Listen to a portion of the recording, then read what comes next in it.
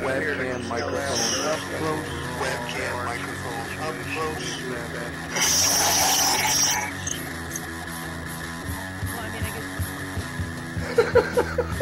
At the age of 19 in 1962, she was a... See, but I have the files.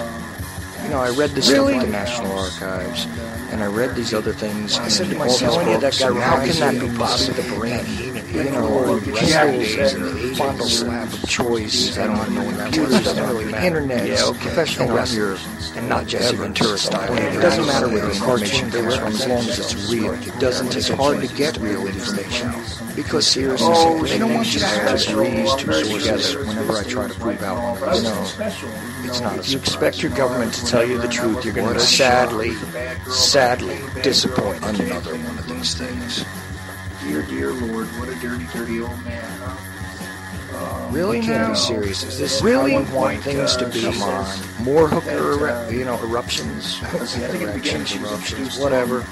Like Dave Powers kind of... Really? Allegedly broadcast live from Pima Region 2, within the borders of the formerly united and currently occupied states of America.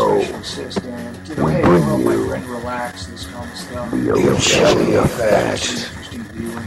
I damn sure know I'm an original. We have all these situations. I'd love to know why it takes 50 years, for a 19-year-old girl to eventually get up to gumption to put these things out.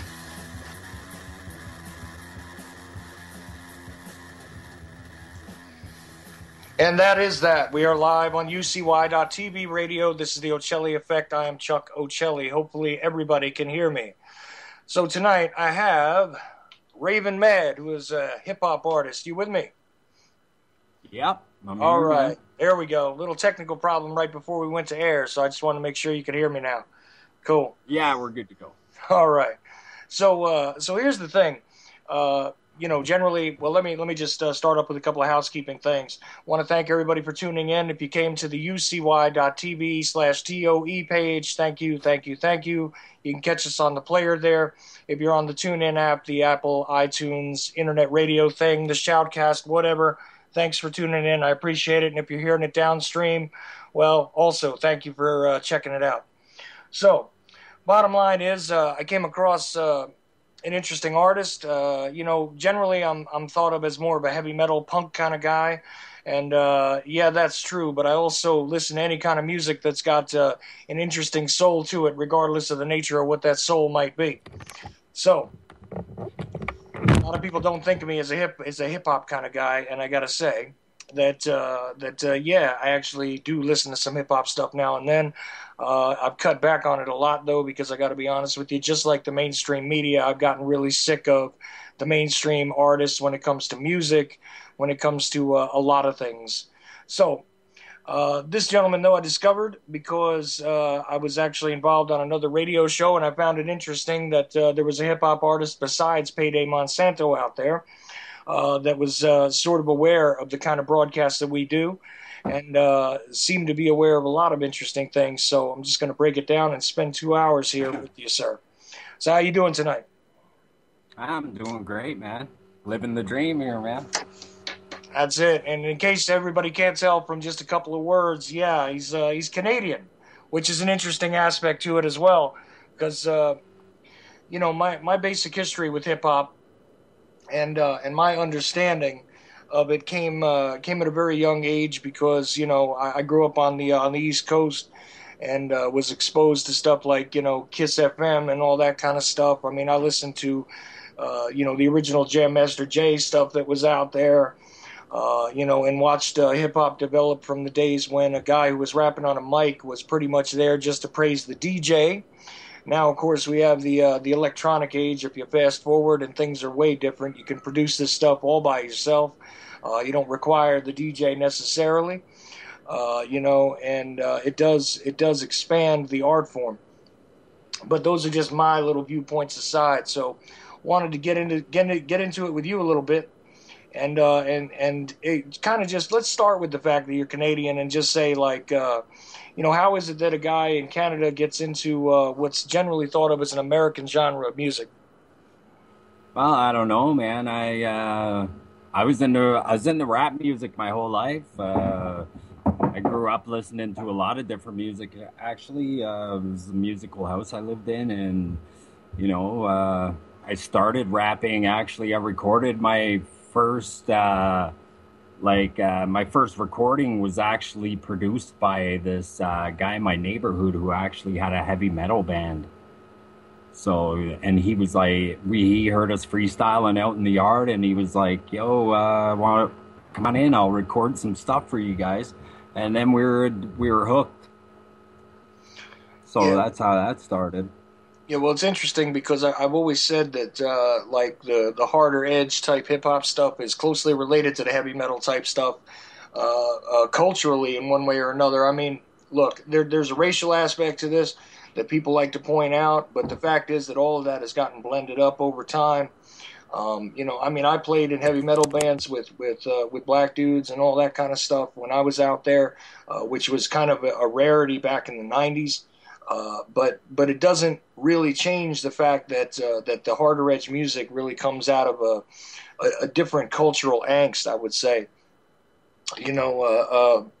This is a larger kind of headed thing as far as I'm concerned. I don't want to take away from time with you, but I mean, how did you get into hip hop exactly before that? I mean, obviously you were out there and practicing your art form, which is a poetic art form. Has to do a lot with rhythms and things like that. And I mean, it's evolved quite a bit from the days when everybody was simply sampling James Brown's drummers' riffs and things and looping them together. But Right. what was it that caught your attention and decided, and made the decision in your heart and your mind to kind of go in the hip hop direction?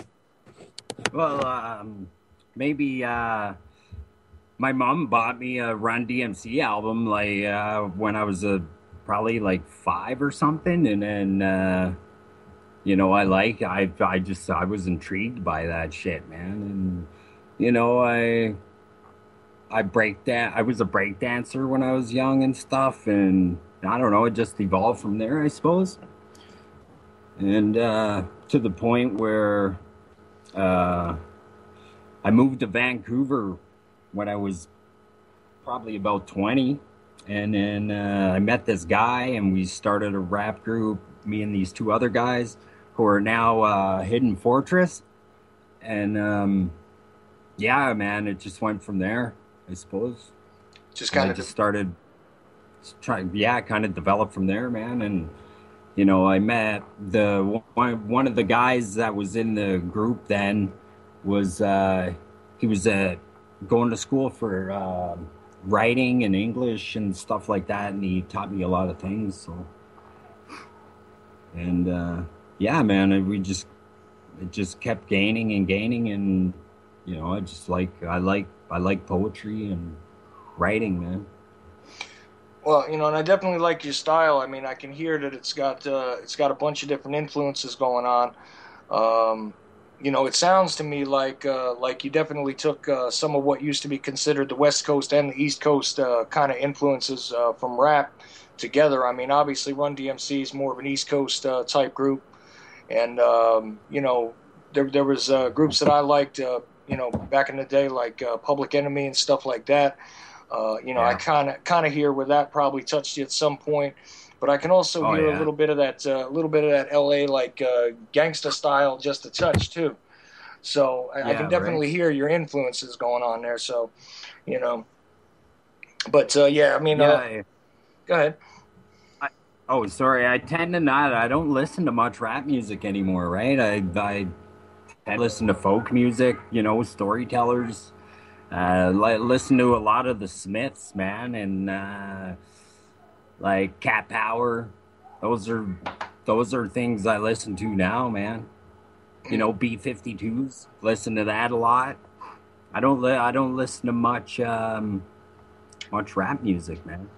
Yeah, well, I could also tell in some of your tracks there was an eclectic mix of stuff going on because, like at the one point you had a horn up on one track. I forget the name of it now, but most people would have buried that, in the mix a lot, and you guys obviously put it up front, which was unusual because it's a bit more melodic than most people are used to when it comes to this kind of stuff.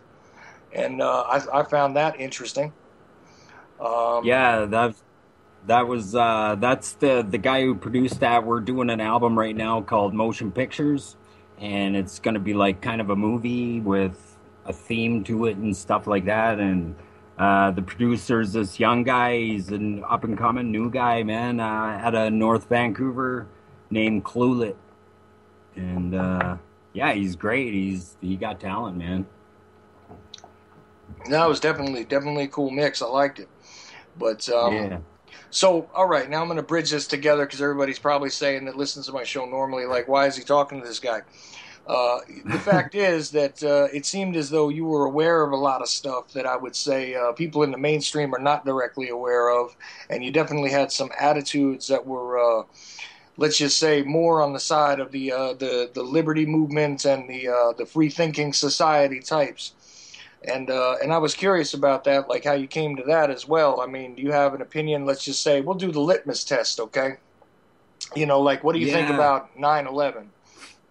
Like 9/11, I don't know. I just felt it was a scheme from the beginning, and you know, we were kind of making music like that, like a month after it happened.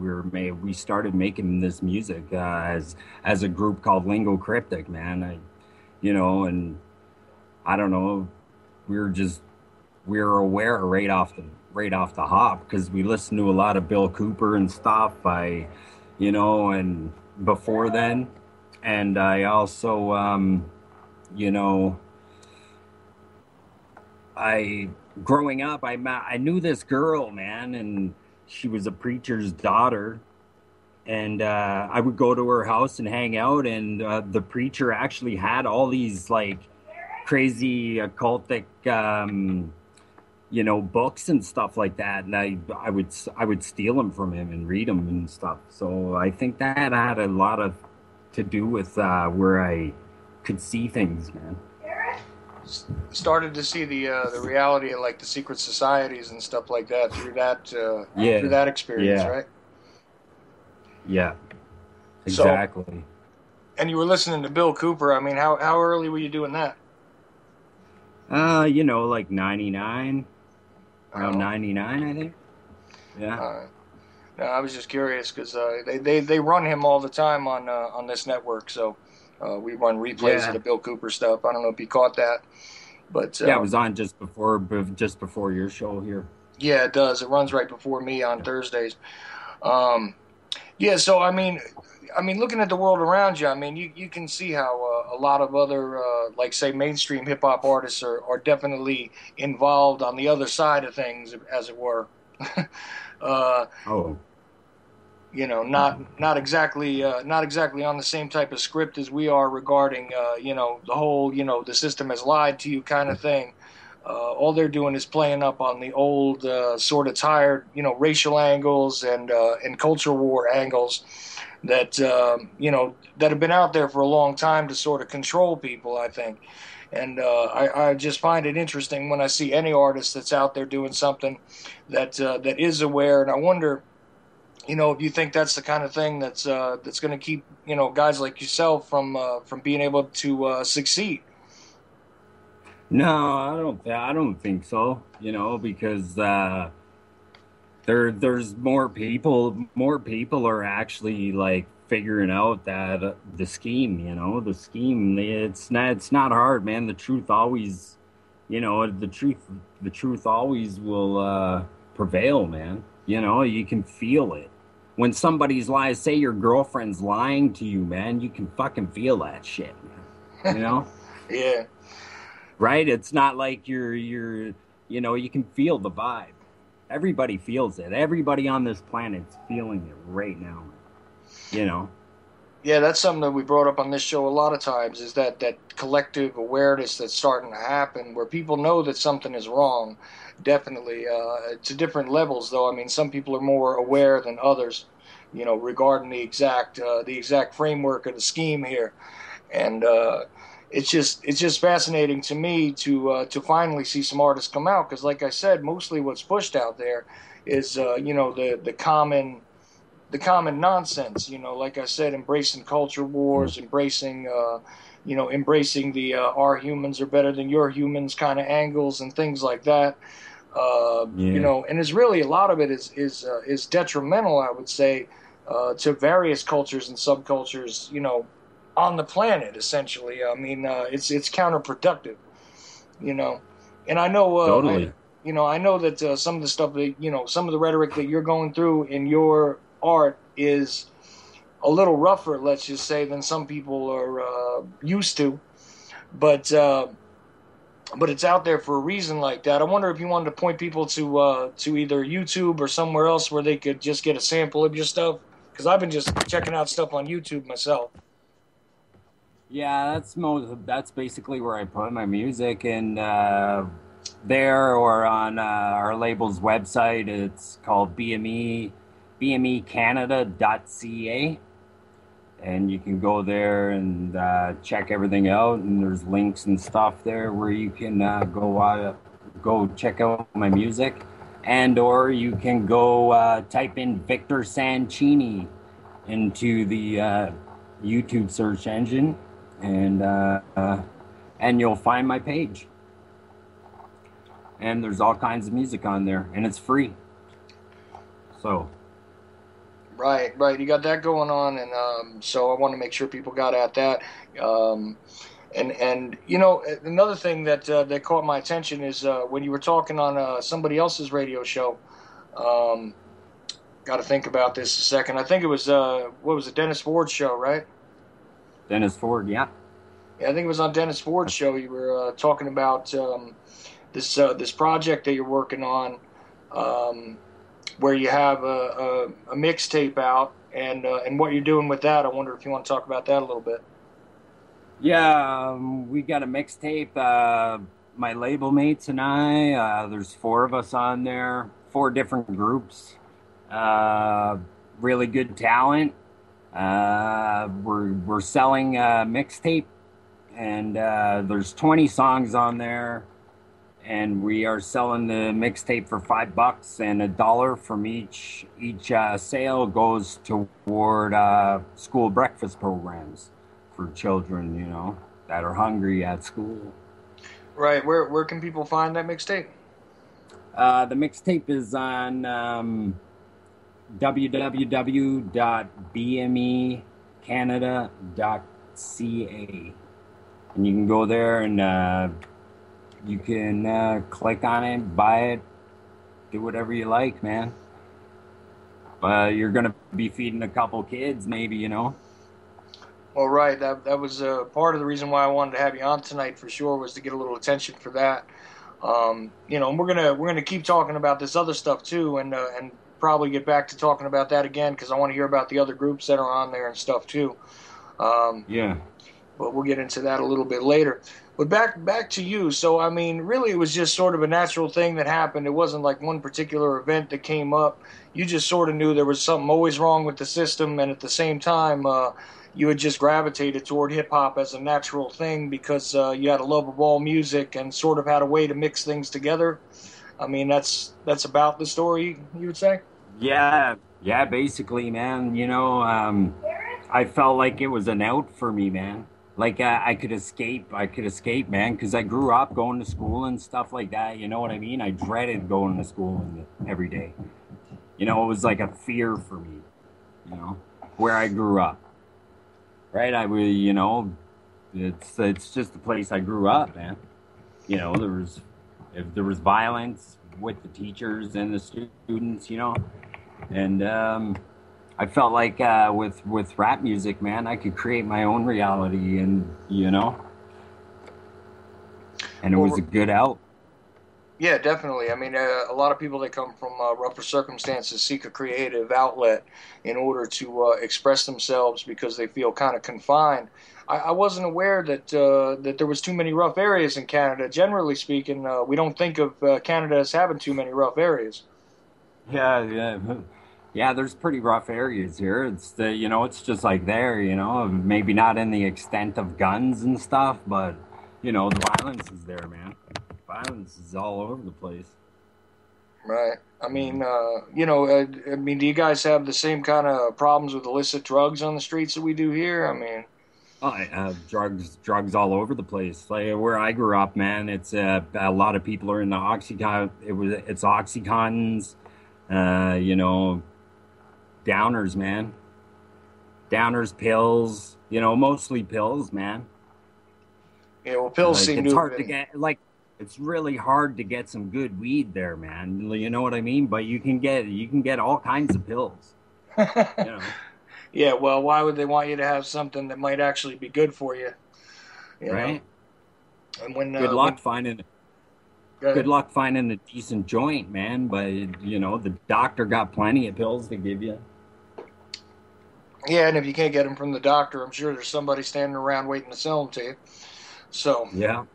one way or another. So, the culture's not so much different, you would say, in Canada than it is in the States here. No. Where I grew up, man, it seems like they created this unemployment operation, you know what I mean? To get people on either on the drugs or going in the army. You know what I'm saying? Like it's like they created this thing. They shut down the steel plants and the next thing you know, like there's all this, struggle, man. Well, right, the deindustrialization of a lot of areas is hit hard in the states for sure, and Yeah. I guess it's kind of the same thing north of the border. I just I never do think of it as the same. Although I got to say that it seems like there's a lot more Canadians around that are aware, that are creative artists lately, than what we're producing in the U.S. I don't know why that is, but Yeah. but it does seem that way, We don't have major labels here, really. You know what I mean? Everything's like just indie labels, basically. Well, that's So kind you of get to do. yeah, Yeah. that's kind Sorry. of a Go ahead.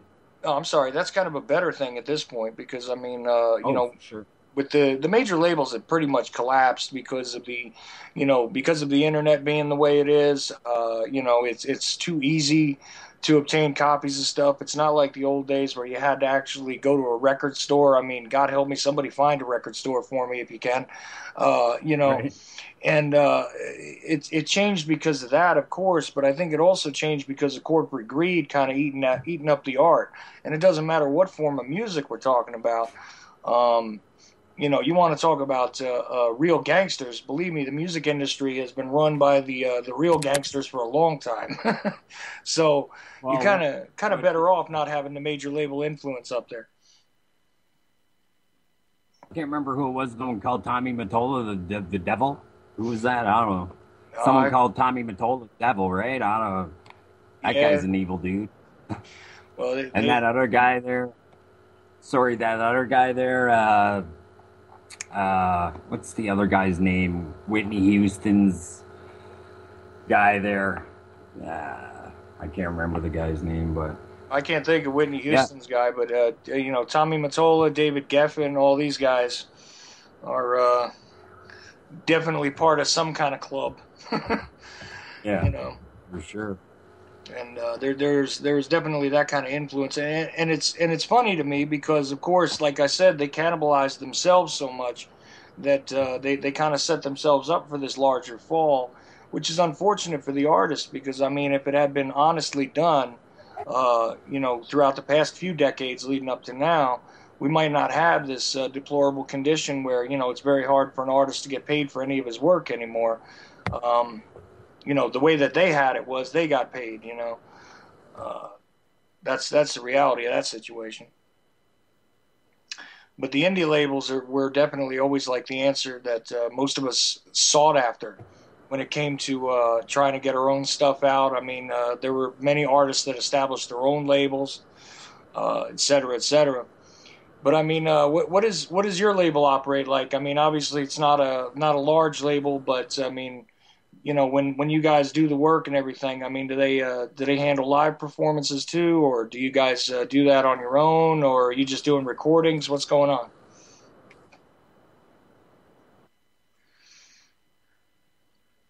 Oh, might have lost him. Hello? Oh, there you are. You got me? Oh, he's coming in and out. What is it I talk You hear about? me? Yeah, I can hear you now. Yeah, talk about the major labels there, and then it's curtains, eh? You can hear Yeah, me? that's what I was thinking there. Can you hear me now? Yeah, I'm Okay. good. Okay, cool. No, I Okay, was saying that it was so you were probably better off with these more independent type labels. I was asking how your label operates. I mean, they're obviously not a major one, so I was curious, like, what it's like for live performances and stuff like that. Do they handle all that for you too?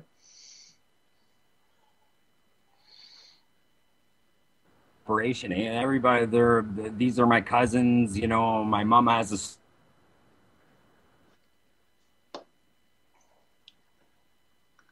Huh. and I do some of my own shows. I got a gig. I said You're kind of cutting in and out, man. All right. There we go. You're back. good to go. Yeah, you were cutting in and out, but now you're back. Oh yeah. So yeah, we it's a family run operation. I was saying, and it's my cousins. Uh, like I said, my mom has a stake in this company, and it's all family run business, man. And we're just getting up and running, trying to get some startup going, and yeah, we're working hard, man. Everybody got heart. There's a lot of heart in this company, man, and we're trying to, take the power away from the major labels, man, and give it back to the artist. Right. These major entertainment distribution companies have done a lot of damage over the years and have definitely kept their artists from getting paid, as I was trying to say. So it's a good thing to see, like, a family-run organization. Just, who knows how that'll Yeah. develop, but I definitely wish you luck on it. That's for sure. And Yeah. I was curious if you wanted to talk about, like how you came up with some of the stuff you did. I saw one of the tracks, "Eye for an Eye," which is spelled like the letter I, and then the word foreign, and then the word I, EYE. I was Yeah. curious about that track. Well, yeah, that track, man. It's just about it's yourself. There's a foreign. Everybody has that, foreign. That foreign. I don't know what you would say, like maybe DNA, something in your third eye. That's, you know what I mean. There's a foreign object going on in there, man, and that's what's, I feel like that's what's creating all this craziness, man. It's a spiritual thing. It's not an earthly thing, man. So it's like a supernatural mind control kind of concept. Yeah. Yeah, there's something in there, man, and all of us, even me, I'm not immune to what's going on, man. Like I'm a victim too, man, and I'm never gonna live up to my full potential, man, because of what's going on right now. You know what I mean? No, I understand what you're saying. I mean, do you think it's more of a spiritual conflict, or do you think it's all about, these larger outside of government agencies that are controlling things on behalf of the elites? I mean, how do you see that? I believe it's totally spiritual, man. It's a spiritual thing manifesting in a physical realm, is what I think. So where do you think? It's Go ahead. For we wrestle not against flesh and blood, but against spiritual wickedness in high places. Right. So from your view, I mean, what is that? What are those high places? I mean, you understand about the system of the elites in this world, and those who are sort of pulling the strings on the world governments and things like that. Oh yeah, for sure, man. For sure. Well, a lot of people think that that's like a manifestation of demon possession, kind of among those people. But how do you see that? Pardon me? Can you repeat that? I said a lot of people see it as like a manifestation of like demon possession, among the so-called elites. And I was wondering how you see that. I mean, is that what you think is going on, or do you just figure it's evil people, casting their influence over the population? I don't know. It has to be. I think it has to be something spiritual, a demonic possession, man. Because the way I look at it, it's just like, man, I don't think a man would come up with this. You know, like up with this operation. I don't think men and women have it in them really to be like that or be this vindictive toward each other, or you know what I'm saying, man? It's like. It's heavy, man. It's heavy shit. Right. It seems like but it does seem like something otherworldly to watch the way this stuff unfolds and to watch sort of the evil that it comes from. Yeah. Yeah. Well, yeah. It's like. Mm-hmm. Go ahead. Pardon? No, go ahead. Oh, I was just saying that. It's. You know, they said people believe in aliens, right? They believe in this alien thing, but, you know, I believe there's aliens, man, but I don't believe they're from another planet. You know, it's another dimension, maybe. Maybe not another planet. That's cool. You think that's got something to do with the struggle for supremacy on this planet right now, though? Is that something from another dimension, from another world, is definitely influencing all the chaos we're seeing? Oh, for sure. I don't know. I believe in the Bible. You know, I consider myself a Christian man, but I don't believe in Catholicism or religion. You know, it doesn't say nothing about being a religious man in the Bible. It's actually anti-religion, anti-government, anti-policy. You know, So in a spiritual sense, you consider yourself a Christian, but you're not really part of the organized church or anything like that. No, I am the church. You know what I mean? That's why I have a temple on the side of my head, man. You know, everybody got a temple on either side of their head. That's because you are the church, man. You are the embodiment of the church, you know? That's how I look at it. That's an interesting concept. I never thought of it that way. But all right. So I mean, and you talk about this stuff a little bit in your music. You kind of allude to it, but I don't know. I mean, maybe I haven't caught a track where you were directly talking about it. But I see how you kind of, you know, like I said, you kind of allude to it in your songs. I mean, is that what you're trying to do, or are you going to come up with some stuff that's like more straight, direct about it? More direct, yeah. I don't know, man. Like, it's hard because like you talk about this, like even talking about this now, you know, I'm sure people are, you know, you get attacked, man. You know, it's that hive mentality, man. You know, the hive, the beehive is gonna do anything it takes to keep that hive intact, man. You know, and if you're not part of the hive and you come around the hive, man, the bees will attack you, you know, to protect that hive. Well, and how is that dealing with, I mean, have you ever tried to, like, you know, work, I mean, I know you work together with some other artists, but I mean, you ever had pushback because of your viewpoint on the world? No, I do music like straight battle, like, you know, boasting and shit like that. I do stuff that like if I'm gonna rap, I did a song recently with Royalty from Deep Cave Records, and that was just some funny shit, you know.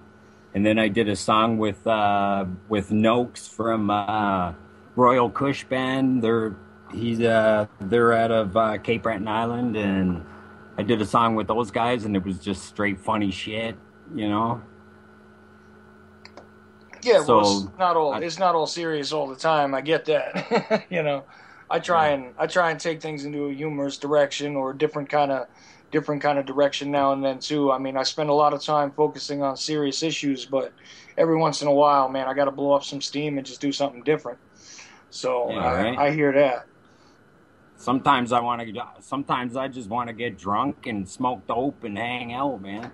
You know, can't be serious all the time. No, definitely not. So, you know, but you do have some controversial views, and I wanted to get into more of those. I don't know exactly where we should go with this, but I mean, Obviously, if you're finding guys like me and Dennis and people like that, you're definitely not somebody who listens to and abides by everything that's said on like Fox News or MSNBC. That's for sure. Yeah, no. You know, I mean, how do you see Actually, I haven't now.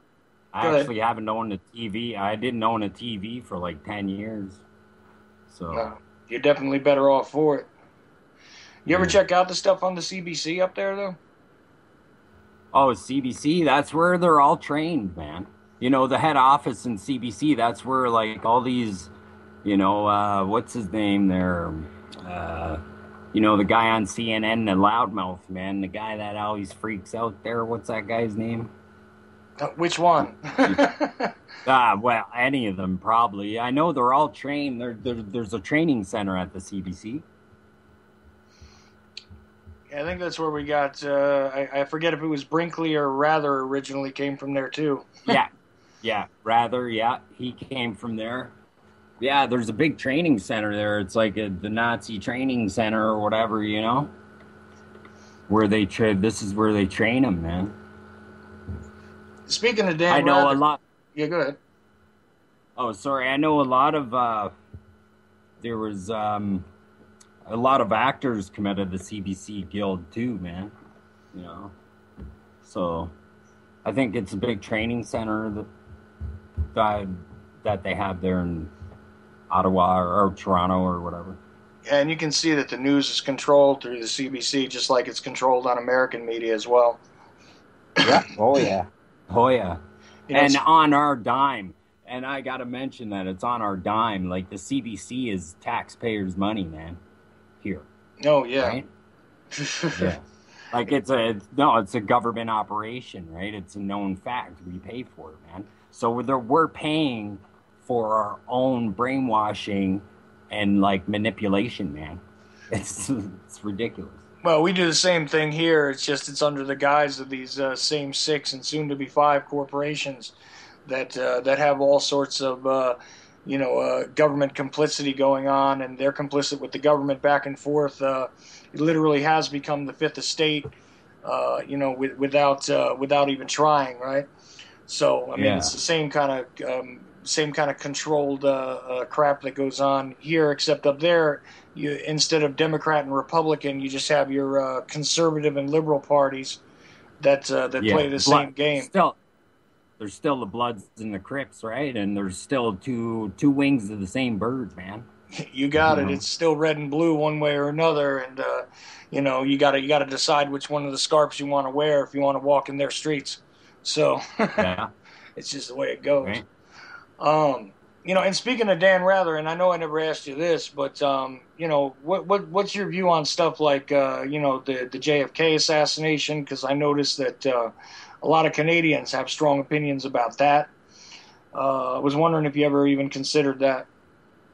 Well, yeah, I looked into that, and I found something really interesting about that. Actually, is a week before that. Well, is the Secret Society speech you gave, and then there was also the Haile Selassie I did a visit to the States. It was like a week earlier, I think, or a month earlier than his assassination, and Haile Selassie I came to the States for a visit, and actually JFK bowed to him, right? So I think that had a lot to do with it also. That there was something going to happen there where I don't know, some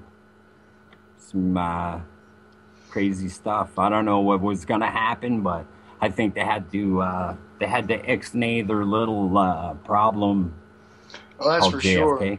That's for sure. And it definitely wasn't the lone nut Oswald firing with the bad rifle from the 6th floor. That's for sure. No. And No. Interesting stuff there, though, when people try and tell me that, that's all it was. I mean, I spent a long time on that myself. Yeah. And here's the deal. They were setting up to kill him in Los Angeles, in Miami, and came really close to getting him in Chicago less than a month before. So, That's right. Oswald couldn't have been in all those places. No. So good luck to you there. But yeah, I mean, and you guys can look up the Chicago plot if you want to. I did some YouTube stuff on it, but it's out there. Best thing on it is something, an article by Edwin Black in the Chicago Monthly, explaining all about the hit that just about went down in Chicago. But yeah, definitely. I think Okay. he knew what was gonna happen, man. He felt it happen, felt it coming, right? I'm Yeah, sure that's for of it. sure. That's for sure. You got any views on what's going on in the Middle East right now? Oh yeah, lots of those. Yeah, I got lots of views on almost everything. I think I don't know. There's something, man. I prayed a lot. I pray a lot, man, and I'm telling you, man, like I can just look at a situation and it feels like it just over the truth overpowers me, man. You know. Well, If that that's makes sense to you. yeah, no, it makes perfect sense to me because after a while, what happens is when you start digging into all these things constantly, you start to not even be distracted by a lot of the nonsense that comes out about it, and things get a lot clearer to you the more aware you are.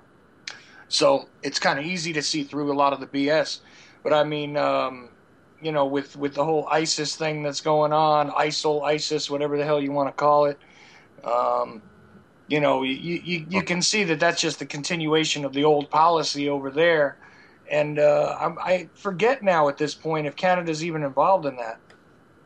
I have no idea, man. I'm not involved in it. I am Canada. This is my country, not Stephen Harper's, not the banks.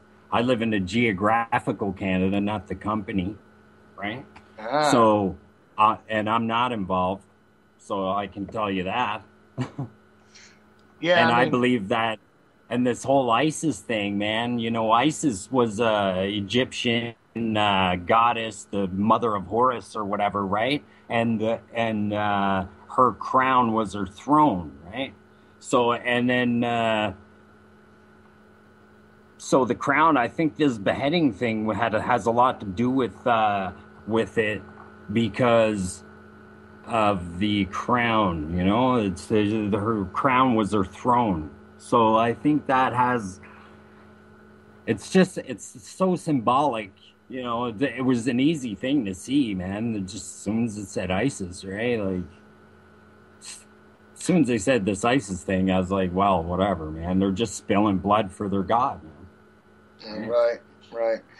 Okay, so one more thing that's been constantly regurgitated in the news here. Wondering about has there been anything in the Canadian news, let's just say, about the Ebola thing that's going on here in the States? The Ebola thing, yeah. I don't know. I think the first guy was actually touched down in Canada, wasn't he, or something like that? He was on a flight to here or something like that. I don't know. I know they're in push, man. He's and he's a greaseball, man. This Stephen Harper's a greasy dude, man. Well, they have to be. Yeah. They have to be to ascend to that level of power at this point in time, right? So exactly. Nobody that gets to the top of the pyramid there is somebody who's got clean hands. It's just impossible. Yeah. So there's no way that these guys ever ascend to that level. Without being dirty in some way or another, that's for sure. But I was just wondering if they were covering it a lot there, or if they were trying to whip up public sentiment or paranoia about it, and trying to create like they did with the whole bird flu thing they did across North America and the swine flu and all that. Yeah, they're it's all in conjunction. Yeah, everything. I think they follow the U.S. play a lot. That's basically what they do here, man. Is just follow the play of the Barry Sorrento there, and his crew of crackhead minions. Yeah, it seems that way. That's for sure. They kind of like it's follow the leader, but Canada definitely is always following behind the nonsense that's created here to start with. Um, no, I was just curious about that because, in my opinion, I think it's just another one of these things where it's going to come, it's going to go, and all it's going to do is whip up, like I said, the paranoia in the public, try and get people to be, afraid, very afraid, and of course, accept those vaccines a whole lot faster. You got any view on vaccines and things like this? Yeah, I wouldn't. I recall the last shot I ever got, and that was like probably grade 4 or something. And then after that, I just used to. But we used to have to go upstairs at our school in Central School, and it was like this. I don't think it wasn't a Catholic school or anything like that, but it was like a big green, looked like a jail, man, and it was a scary place to go to school, and then, but we used to have to go upstairs to get our shots, and I would sneak off, and I wouldn't go get them. I don't know why. See, I just you were kind of aware a little early, I guess, there, because you knew something was wrong with this situation. yeah, Yep, yeah.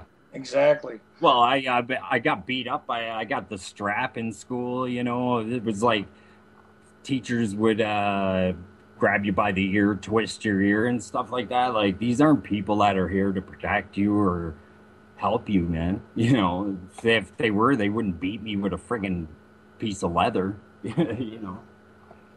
So, I never knew that they had that kind of punishment in Canadian schools. oh yeah. I think when I went to junior high, it stopped. So grade 7.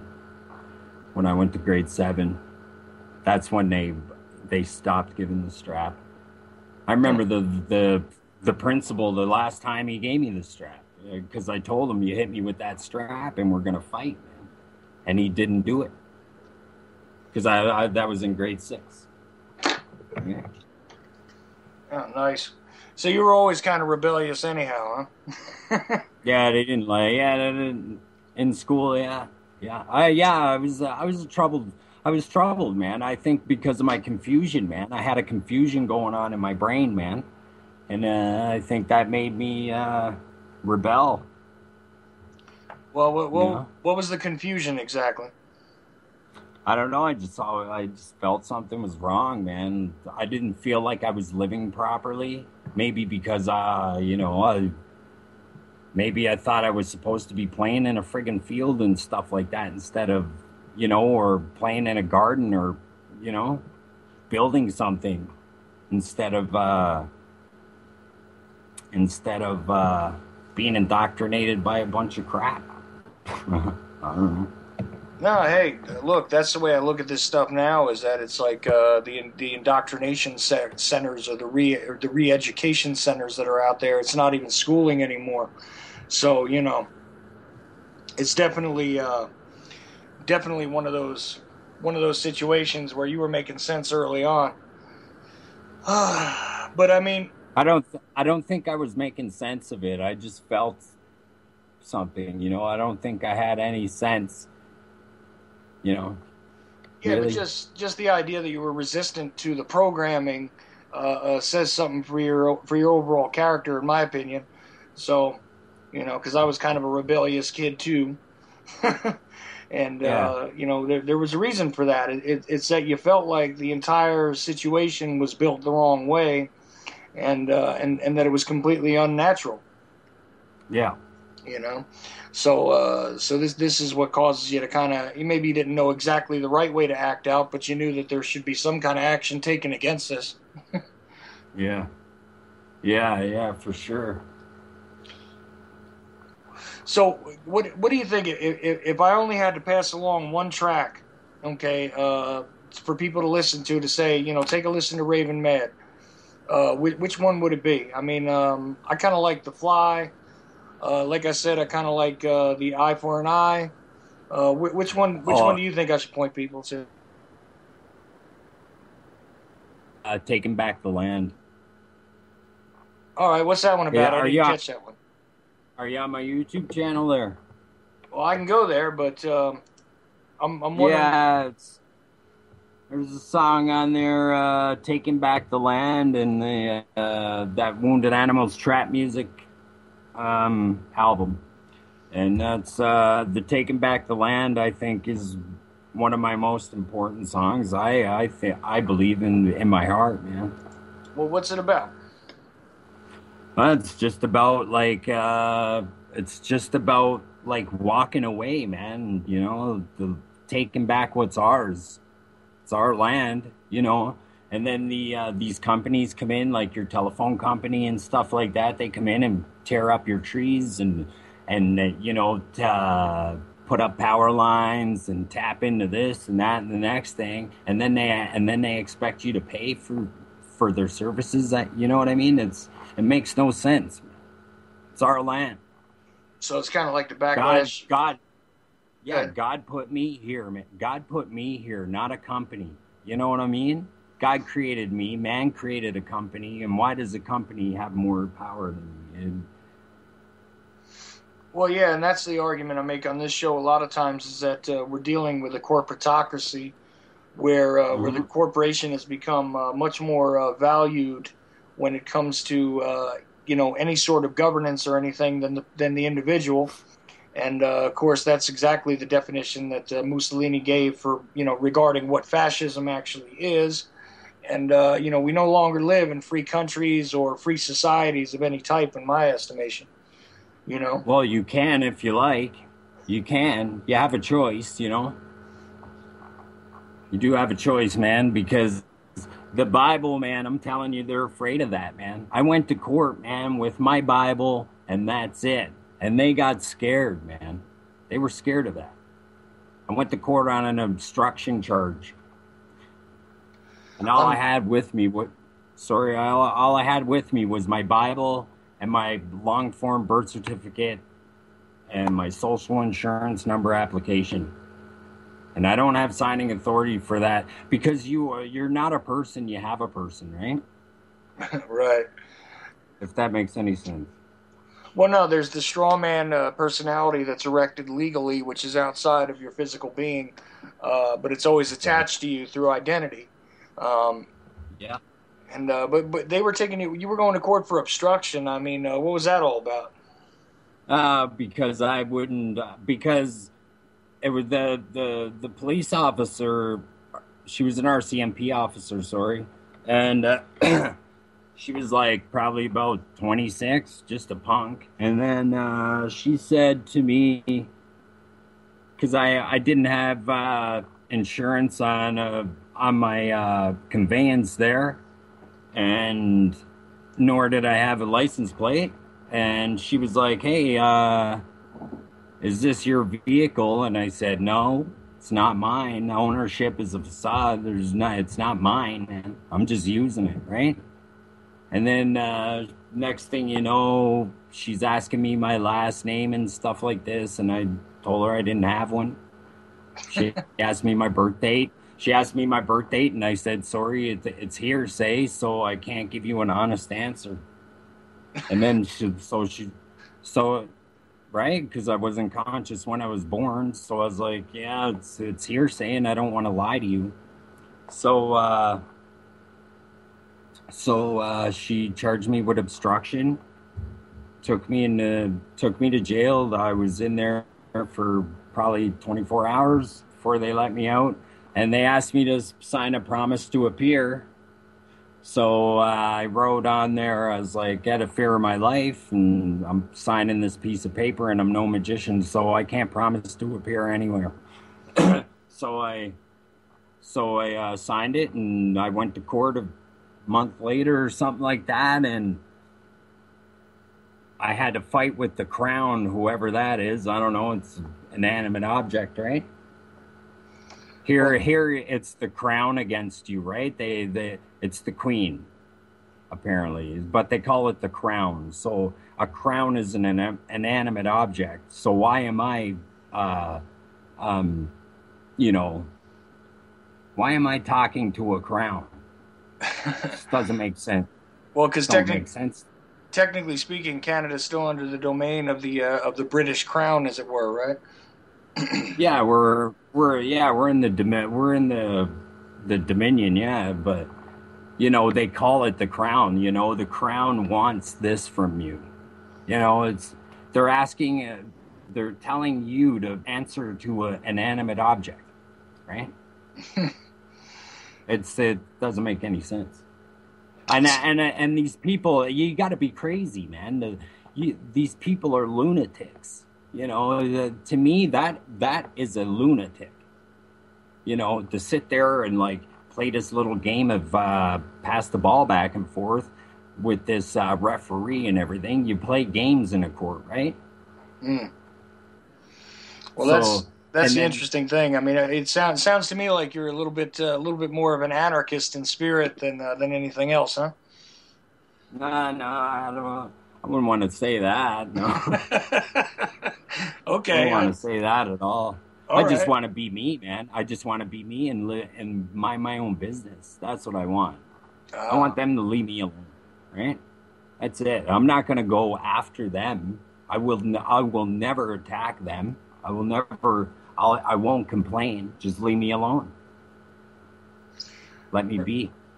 Right. You just want to be. In other words, you just want to be left alone to be as you are, and that's that. Yeah.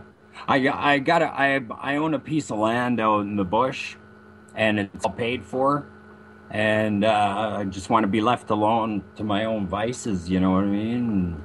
And that's it, man. Just leave me be. Yeah, well, you know, if everybody did that, I mean, that would be an interesting world for sure, because we wouldn't have the requirements for all of these larger government entities, I would say, right? Right. And then you're paying, you know, it's illegal to, it's totally illegal to pay taxes to a treasonous country, right? To a country guilty of treason. So if you're paying taxes, right, and I know Canada is definitely guilty, like the company of Canada is guilty of treason, and I'm not going to give them a friggin' dime, man. You know? Okay. I mean, I pay my indirect taxes, right? For infrastructure and whatnot. I buy gas for my generators and stuff. You know what I mean? So I'm paying indirect taxes, and I am helping with the economy that way. But that's why I don't have a job, and I don't use my social insurance number anymore. You know what I mean? You can't. Why am I going to pay taxes to this government, man? They're a bunch of shiesties, man. If I fuel the friggin', you know, you're just fueling the friggin' monster, man. So. Well, yeah, that's do it. I understand. That's one approach, and you know, social insurance number up in Canada is the equivalent to a social security number here. Yeah. Right? Yeah, apparently they wouldn't be able to make it happen if they called it a sin there, right? Because there was a lot of Christians, man, way more, and less Catholics, right? It was more of a Christian-based society, man. And up here, there's a lot of Catholics and people who let another man read their Bible to them, right? So, so they were able to call it the sin. So, but if you repent your sins, you'll be free, right? That's what it says in the Bible. That's a hell of an interesting statement right there. Right? So, repent your sins, man. Oh, no, I hear you. I hear you. Okay, so just to go back to taking back the land, though. I mean, what is the what are the lyrics about there? Because I haven't actually played that one yet. I'm looking at it now, but oh, it's just about, man, this guy. It's just about leaving, like going out to the bush and just my life, man. About going out to the bush and taking back the land, man. It's not their land; it's ours. Right, and that's what the whole song's about. This is my land. You know, in the hierarchy, it goes God, the Creator, the Most High, and then me, right? And the same goes for you. right? It's not, there is, without God, man, you got another man being the boss, man. And man is, I don't want to follow man's rules, man. They're garbage. You know, the Ten Commandments are just fine with me. You know. All right. Well, what about the plastics? What's that The about? plastics? Mm-hmm. Oh, that's about plastic surgery, actually. You know, people getting plastic surgery and like altering what they already have, man. A lot of people, even people might look at them as ugly, but deep down inside they might be beautiful, but they seem to have a want this change, man. You know, and alter their looks. So about plastic surgery, kind of like your statement about that. I guess you're not a guy who wants to go get himself a nose job or anything like that, then. No. Okay. No, that's cool. Look, I agree with you. I've never never found any value in any of this surgical alteration of the person. I mean, if there's a functional problem, I can understand it. You know what I mean? Yeah. Like you need to get your nose fixed because you can't breathe through it or whatever. I mean, I had that surgery done at one point, but it's because I couldn't breathe through my nose. It wasn't for appearances. You know what I mean? Yeah. You know, and like, look at some of these people, man. Like, they don't even look the same. These actors and stuff, like, they're completely different people. You know, after a few nose jobs and whatnot, and all right, and even Joan Rivers, who died recently, you know, she was looking pretty strange, man. I'm always surprised nobody commented about that. That she looked so odd, and she, you know, died going to get another plastic surgery procedure done on her. You know, it's dangerous and unnecessary stuff. I would not. I can't even. I can't even identify with the mentality that makes somebody want to go and go under the knife for anything that's not completely necessary, that's not life-threatening in some way or another. You know what I mean? Yeah, of course. If you, I don't know, man. You got to be able to accept yourself for who you are, you know, and your appearance, you know. Because what if we all look the same like that, like some Stepford Wives type shit, where I don't know, we all looked exactly the same, you know, had these perfect noses and perfect, everything was perfect. Nothing's perfect, man. You know. No, and I'm one of these guys who actually can find beauty in the quirks of the human form. You know what I mean? Like Right? the inconsistencies are actually what makes them interesting. Exactly. You know, at least that's the way I see it. But you get to a point where, I mean, I don't know how many procedures that lady had, but man, she was looking kind of strange. I mean, the way her eyes were sort of pulled back, they didn't even really look natural no more. And plus, I mean, how old was she? You know, considering the way how tight her skin was pulled back, that doesn't look right. I mean, no, it doesn't. It doesn't look right. It looks bad, actually. You know, like you said, man. The imperfections, man, is what like might draw you to somebody. You know, it's like something exotic looking, maybe. You know. Well, you know how it is, though. I mean, anything to take people away from individuality is always acceptable in this society at this point, right? As long as we fit in more often than not, we're better off, according to most of society at large.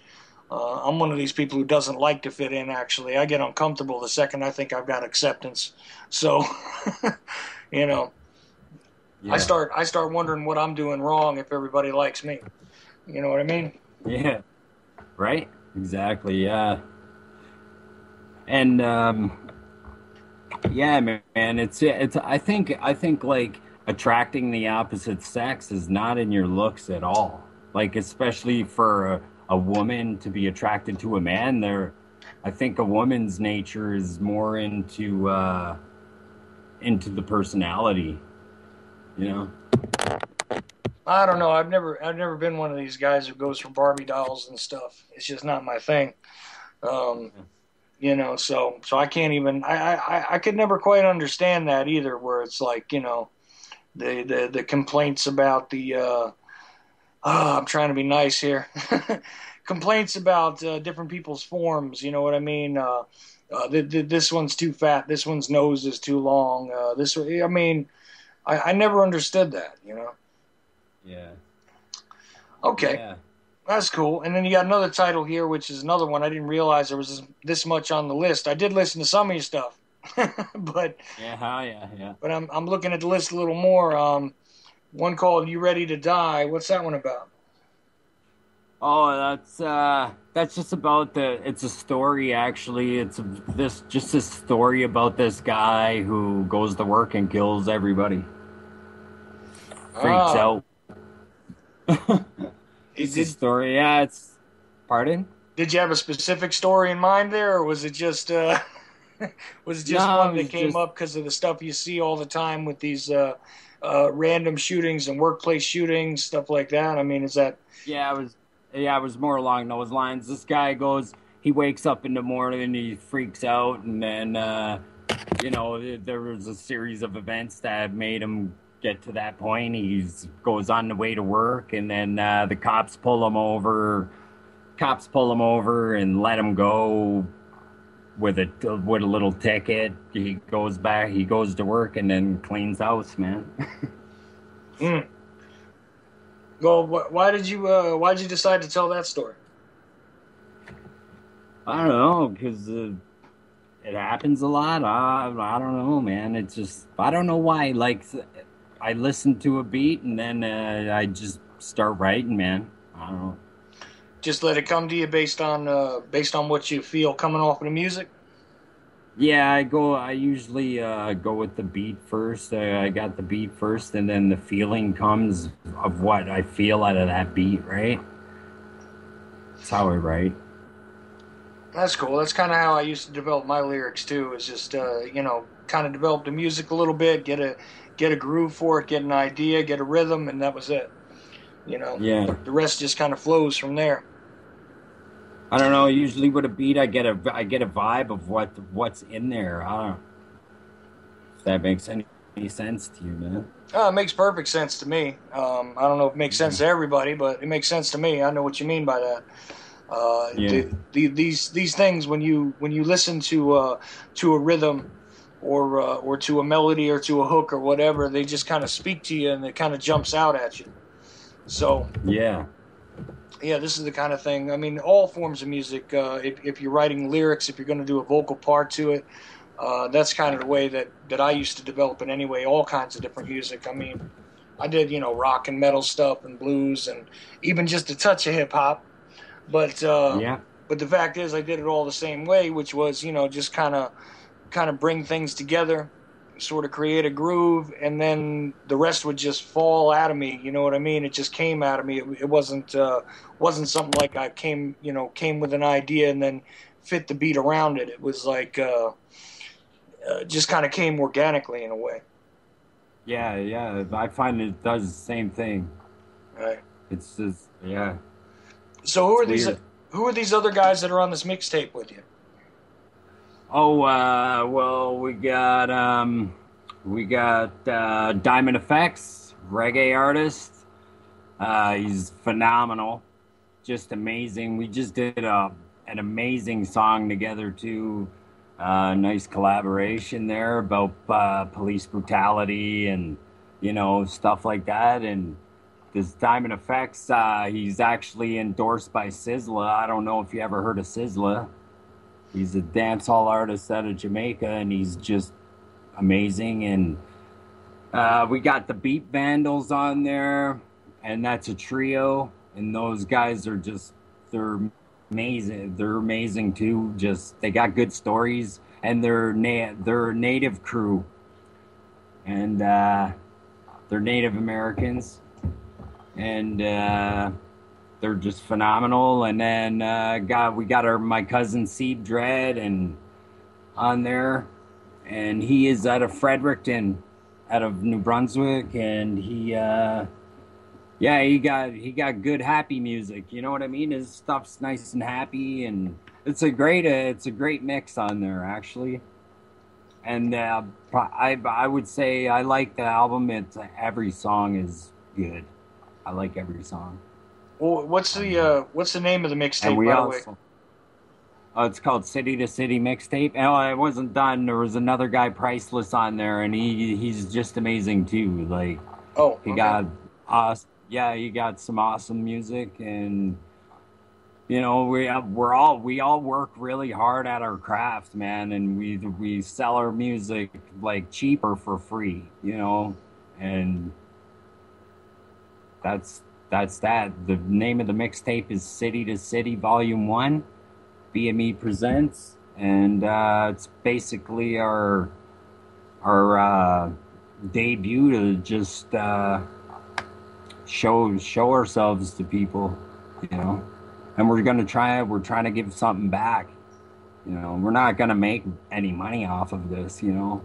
It's basically gonna go back into the label. Well, right, and to the children. Right, except for that dollar. To the children, right? Yeah, that dollar that's going to them. Who came up with that idea? That was Mike, the CEO, right? My cousin, and it's his idea, and it was a great idea. Everybody agreed with it right away and thought it was a great idea, man. I love the children, man. You know, I want to protect them, you know. And if there's I remember going to school hungry growing up, man, and it's not fun, you know. Well, right. So I mean, feed the children, man. That's great. So that's right. where we stand on it. No, I got you. And there's definitely some value to that. So definitely anybody who has the urge to get themselves something new that they haven't heard before. It looks like we got a mixture of genres on there, but definitely some hip hop stuff, some reggae stuff, a little bit of dance stuff going on there. Definitely an interesting mix. It sounds like to me. And I'm gonna wind up with a copy of this at some point too. And if you go to our Facebook page, BME Studios Canada, go to our Facebook page, and we have promo video on there, a promo video and a little teaser, and you can listen to some of the songs and see if you like it. If you like it, go buy it, man. Right, I'm just actually going to take a look at the Facebook page really quick now. So, yeah, there we go. Yep, BME Studios Canada. It's a record label. It's got a page, and I just clicked the like button myself. So, anybody who's got Facebook, go ahead and check that out as well. Yeah, we got a lot. We just post a lot of free stuff too on there, and we're all approachable people, man. We're cool, man. And like, you know what I mean? It's not like none of us have an ego, you know. We're all just approachable, likable, guys, man, who just want people to listen to our music. Really, we all got a message to portray, you know. Right, I'm just taking a look at. Oh, here we go. There's the City to City promo videos right there. There's a link and everything on there. So, yeah, definitely check it out. You know what I might do is try and just share this to my Facebook page, because I'm on Facebook also. Anybody is interested, there's the Ochelli Effect page. Besides the event page, which I put up for today and for a couple other shows before. And also you can find Chuck Ochelli. And I'm going to see if I can just share it too. I'm not sure how, but I'll figure that out in a sec. Yeah, definitely. I urge you guys to check this out, because these are definitely an interesting group of guys. I mean, I talked to this guy and just found it fascinating that there would be at least some artists out there that see things differently. Like I said, a lot of us know who Payday Monsanto is, and he spends a lot of time in his music talking about the same kind of stuff that we do. in the alternative stream, as it were.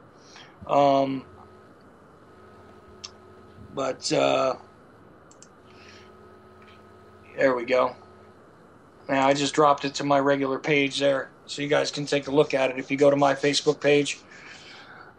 Anyway, so getting back to Thanks. no problem at all, brother. No problem at all. Yeah, man.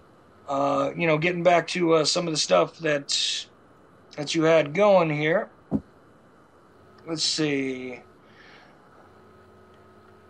Where is the fly, by the way? I don't even see it on the list. Yeah, it's on there. Yeah, that's another one.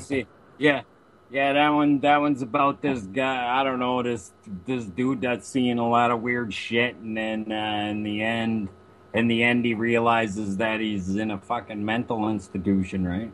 Being fed a bunch of friggin' pills.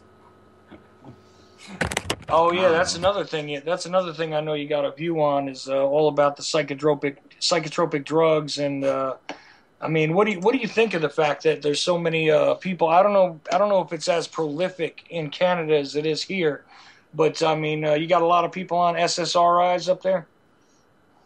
Yeah, there's a lot of friggin' bug juice up here, man. You know, I don't know. I don't know in Cape Breton, man. I know there's a lot. Pills are a big thing there, man. Like, I grew up, I ate a lot of pills, man. You know, I did a lot of drugs. You know, but I know that it's like the doctors in Cape Breton, Nova Scotia, the East Coast, I think they love giving out pills, man. They're serious dealers down there, you know. And I seen a huge bust, and just happened recently in Cape Breton, and I went to the Cape Breton Regional Police Facebook page, and they were talking about, oh yeah, we busted all these dealers, man. And I was like, yeah, so I put a post. I was like, yeah, where'd those dealers get the fucking drugs, man? You know, they didn't make them. Why don't you go bust the doctors and Bear and whoever else, you know, who create these drugs, man? Right? Go cut the head off the snake, man. Don't cut the tail off the fucking snake. Yeah, that's always the problem. They want to hit up the users, put them in jail and everything, and nobody really focuses on the larger pharmaceutical industrial complex that pushes this. You know, because after all, you're allowed to do their drugs. You do their drugs, it's okay. You know what I mean? Yeah. You decide you want them. Oh no, don't sell them, because you're cutting them out of the profit. You see, right? That's what the big problem is. Yeah. Exactly. You know, if you get them from the official sources, that's cool. You know, that's good. Oh yeah. Yeah. You know, your AMA pushers are just fine. In this country, I don't know what they have in Canada, but it's, you know, probably a larger thing because you have that national health system too, right? Yeah. Yeah, it's not free though. They let you think it's free. You got to pay, man. I went to the doctor one. But they say I owe a bunch of money. They sent me a couple bills, and then I sent a letter back saying, "Can you prove this debt?" And I never heard from them since. So Did they stop trying to collect the debt when you asked them if they could prove it?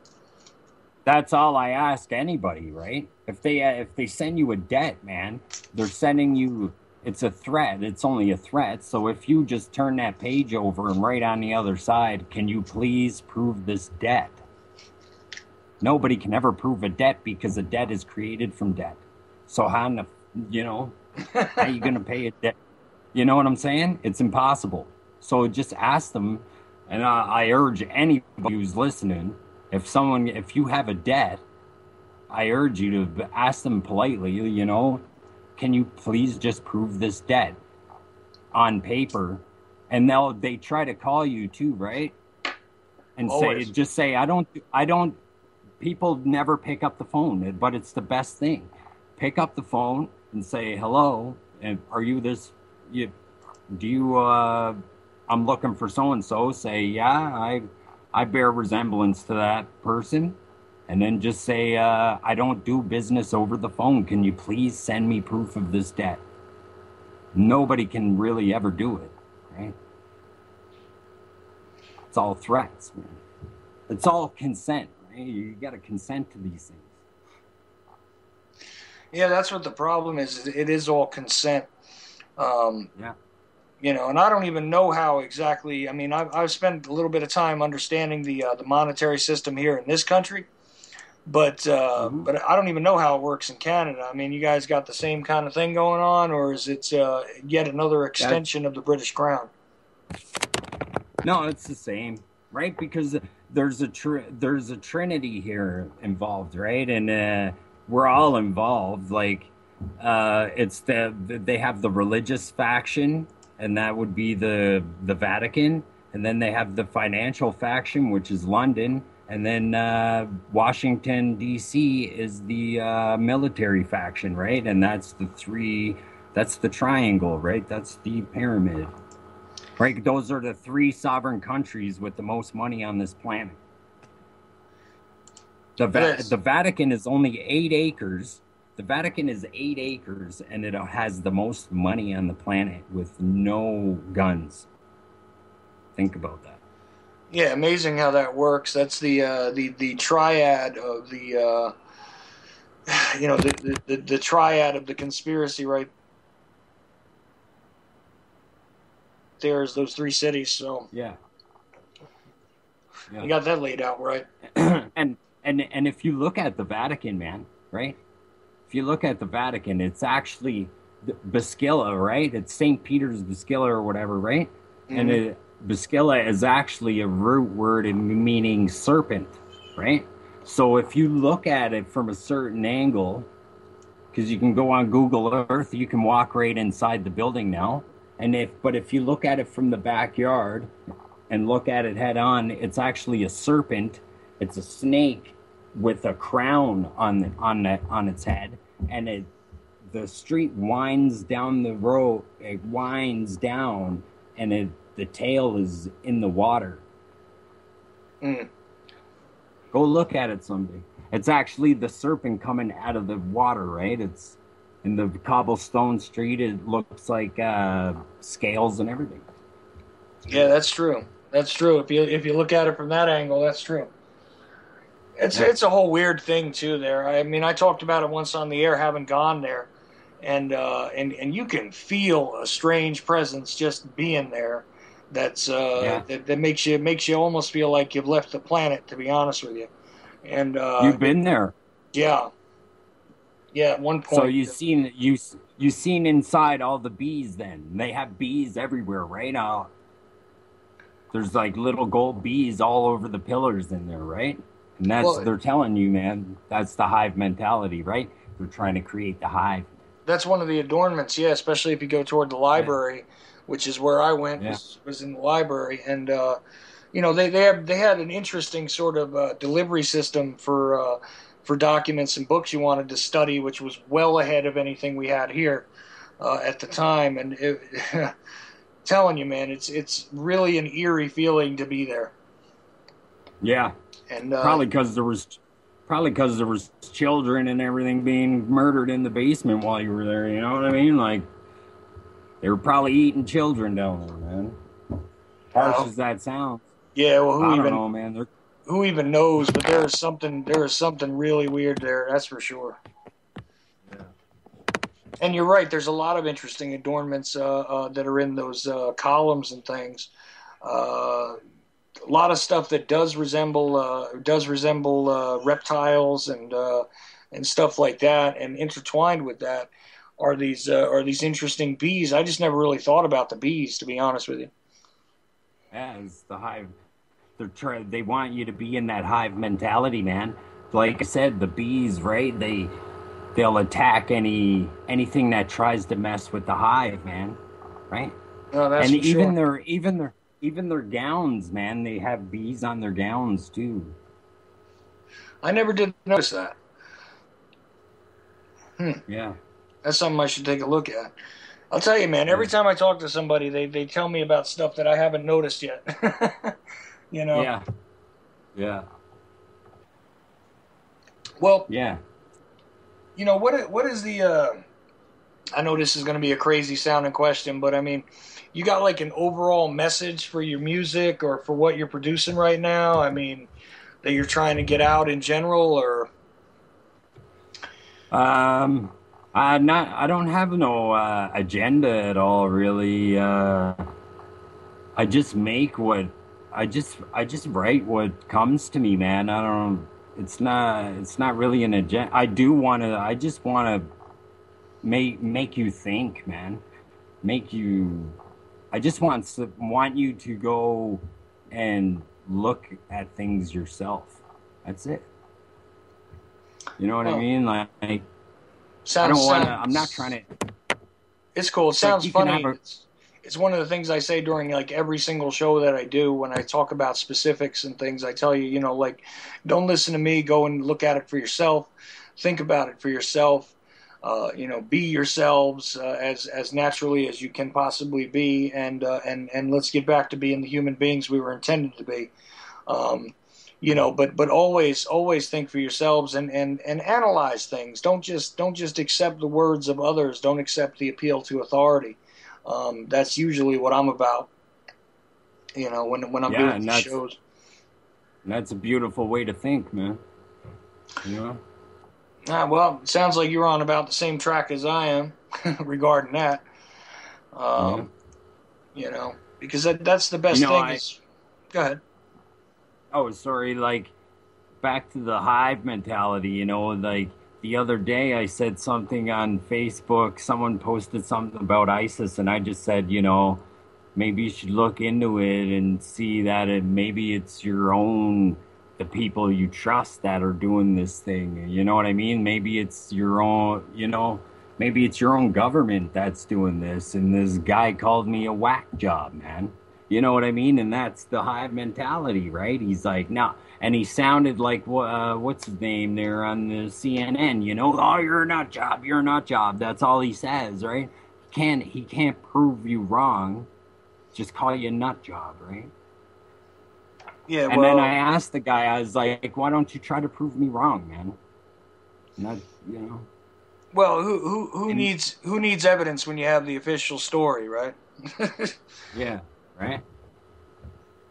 You know, as long as you're backing the official nonsense, you know, it's perfectly all right to say whatever you want, attack people any which way you want, use the ad hominem attack strategy. Because, you know, after all, if you belittle an individual as opposed to dealing with the actual points they're making, you know, hey, the fight's over with and you never had to address the actual evidence in any way, shape, or form, right? So... Yeah, yeah. Because I think you posted something on your personal page there, on your personal Facebook page there about the Hegelian dialectic, I think, right? Yeah, was that your page? Yeah, I put that up. That was sent to me by Brandon Council. Actually, sent that to me, and I just posted it up there because I thought it was worth looking at, and the explanation was interesting. You know, from my Facebook page, I just happen to have it in front of me. It's thesis, antithesis, synthesis, right? You got it. Confusion, man. Well, right, and this is the other thing is that when you create the controlled opposition, as it were, all you have to do then is interject a little bit of nonsense into it, and you discredit the entirety of the opposition's argument, and then what happens is anyone who seems to be in abeyance with the opposition's argument can also be painted with the same brush. So, and this is a very old tactic, obviously. Yeah, it is. And it is, yeah. Yeah, this is one of the things. Yeah, that was Brandon Council's thing. I was just taking a look at it. I get crap all the time. The Nazis, they perfected it, right? With their propaganda tactics and whatnot, right? Like, yeah, and if you look back all their further, propaganda tactics. Exactly, and if you look back further, you can find stuff by like Bernays and all that, where they present to you the real origins of what we now see as propaganda in the modern age. I mean, it all began with that type of psychological operation a long time ago. And of course, advertising and consumerism as it stands in the world are all based on the same principles. When they sell you this, this left-right paradigm, it's just like selling you any other product. Oh, for sure. That's why Coke is red and Pepsi's blue. You know, that's why you see your the NBA symbols and all these symbols for sports clubs and stuff. It's red and blue, right? It's the red and blue paradigm, the red pill and the blue pill, right? Yeah, it's funny you mentioned that because I was just happened to catch a little bit of the Matrix recently, which of course was a seminal movie in so many different ways, but really is the representation of the world around us as it stands. This is not a futuristic portrayal, in my opinion. This is the way it is as we speak. The constructed reality which has been erected around us is definitely the is definitely what it is we're fighting against, and trying to get people to say, look, it's not time to be a battery in a field somewhere. Get back to being the free human beings you were meant to be. So that's part of the equation for sure. Yeah, man. It's it's heavy stuff, man. I just want to grab people by the face, man. Sometimes, you know what I mean, and you can't do that, but some people, man, it's like, how do you? They'll never get it though, never. Well, see, sometimes I think that if you just plant a couple of seeds in some of those mud heads of theirs, eventually they might sprout into something useful. Sometimes it takes a couple of years for somebody to come back to you and say, I think you were right about this or that. Which is part of why I try and do what I'm doing. If I can get somebody to think about, the lunacy of the story, the inconsistency in the actions of those that they think are out there, under the guise of their best interests, and realize that the only person who is going to protect their best interests are themselves. That's what I'm going for.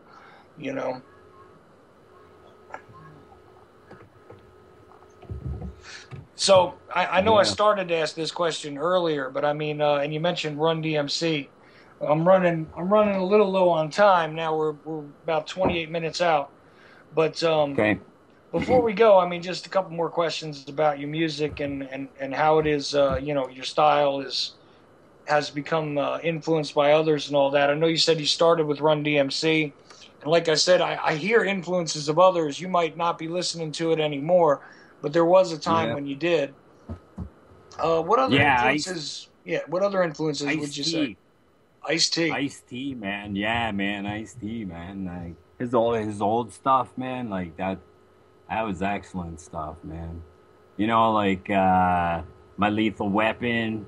You ever hear that song? It's like, my lethal weapon is my mind. He's talking about like how he's loading his mind with bullets and books, and you know what I mean? Like that's what rap was. And then they made this gradual change into what it is now, and they killed Tupac because they wouldn't be able to do it without him, with him here. You know what I'm saying? Because if they didn't kill him off, man, the rap would be a totally different thing right now. It would be all like, I think it'd be more conscious based than all this blingy, flashy shit they got going on out there, man. Yeah, well, initially it wasn't about that. It was actually about speaking to inequality and the realities of dealing with with inner city living and stuff like that. Street news, man. Exactly, it was like that. It just kind of morphed once the bigger corporations, figured out a way to profit on it. It kind of morphed into just more of the same garbage that goes out, in the rest of the junk food stream of media that's out there for your brain. And a lot of that stuff was lost. I mean, like I said before, I used to love guys like Public Enemy and Public Enemy was great. Oh yeah, and I know Flava Flav, turned into a clown and all that. But aside from that, if you listen to the stuff that Chuck D was doing and guys like Professor Griff and all that, there was a real spirit to it that was about freeing the mind, freeing the person, and the refusal of slavery, which a lot of people think was really just about a black-white kind of thing, but it goes way beyond that. And even the later work of guys like KRS-One and stuff like that. That was another guy I really appreciated. You can hear a difference there. It's not all about, just what color you are and what color you want to represent. It was about an overall kind of a spiritual revolution in a way. And that was the difference for me, when it comes to stuff in hip hop, is that again, once the corporations got a hold of it, just like everything else, it becomes a cookie cutter thing that loses its soul. Yeah, for sure, man. My buddy just messaged me, don't forget about Eazy-E, man, because that guy was murdered too, right? Because he was trying to take the money out of the major labels, right? Oh yeah, there's another guy that was a casualty. And if you look at that one album Ice Cube did, right? It's called the Lethal Injection album, right? You can see, if you look at that album cover, man, there's a guy laying on a table, looks just like Eazy-E, and then there's someone putting a needle into the guy, and it's called Lethal Injection, right? I don't know. It just looks like, and then Eazy-E dies after that album, I don't know. Crazy stuff. Yeah, definitely. And seems like a connection to me. It just looks like a connection to me.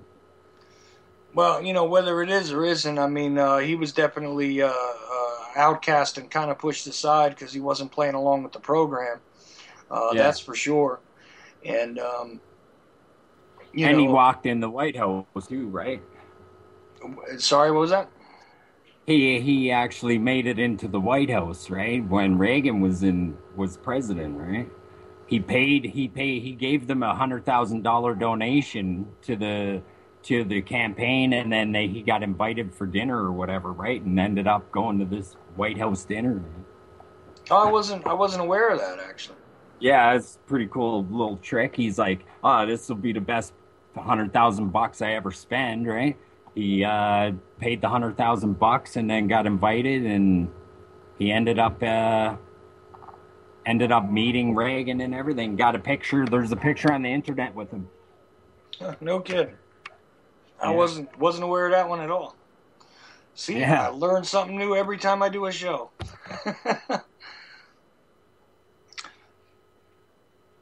So I'll tell you what, we got like 20 minutes left. I want you to tell people again where they can go, and because I put the Facebook thing up on my page and the Ochelli Effect page, but if you could just tell people one more time where to go to get that mixtape, because definitely, much support as I can offer for getting in some donations to the kids in their breakfast program, that would be good. Cheers, brother. Looks like I got a phone call or two, but go ahead and tell them where they can get that mixtape again. Yeah, you can get the mixtape at www.bmecanada.ca, and there's a link there to buy the album. It's $5, 20 songs for 4 different artists or groups, and it's a good mix. So every song is a banger to me. I don't know. I like them all. It's not all political. Like, it's not all political or anything. There's some good stuff. You know, just some happy songs on there too. There's some sad stuff. You know, there's a mixed emotions on there. Okay, well, we got 703. You're on, man. Hello?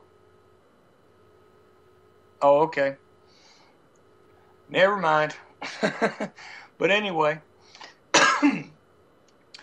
No, yeah, I want to make sure you got that back out. And, of course, talking to Raven Mad, which you can find on YouTube as well. The YouTube channel, I got a link for it, but what is the name we can find it under again? Yeah, it's Victor Sancini, or you can just type in the search engine, put in Raven Mad with 2 D's.